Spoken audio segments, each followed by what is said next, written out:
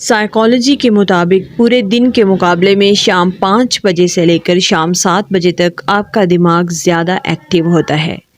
رات کو نیند نہ آنے کا مطلب ہے کہ آپ کسی کے خواب میں جاگ رہے ہیں۔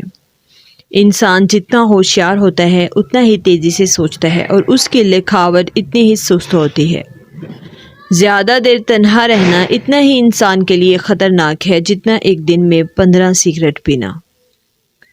تجربہ کار لوگوں کی تجویز کو لازمی سنیں کیونکہ وہ اپنی ناکامی کی وجوہات جانتے ہیں۔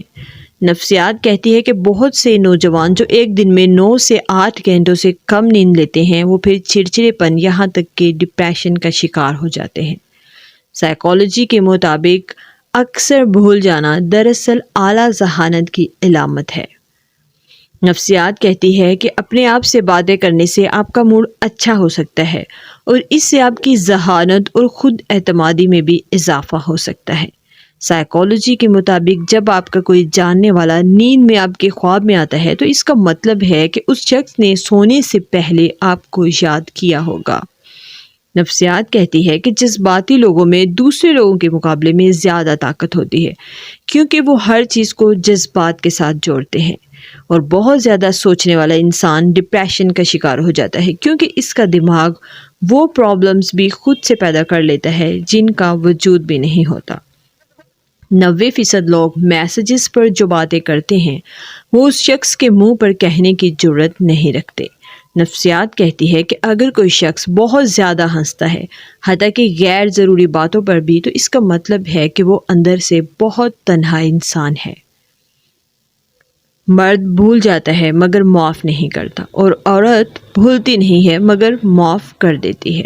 نفسیات کہتی ہے کہ رات کے وقت اگر آپ کے دماغ میں سوچیں چل رہی ہیں تو اٹھیں اور انہیں لکھیں، اس سے آپ کا دماغ کافی پرسکون ہو جائے گا اور آپ کو بآسانی نیند آ جائے گی۔ خود کو حد سے زیادہ دوسروں کے ساتھ شیئر نہ کریں کیونکہ پرائیویسی بذات خود بہت بڑی طاقت ہے۔ اسے لوگ کبھی بھی تباہ نہیں کر سکتے جس کو جانتے نہیں ہوں۔ جو لوگ اچھی طرح سے روز اپنی نیند پوری کرتے ہیں ان کا چہرہ ان لوگوں کے مقابلے میں زیادہ پرکشش اور تر و تازہ ہوتا ہے جو روزانہ اپنی نیند پوری نہیں کرتے۔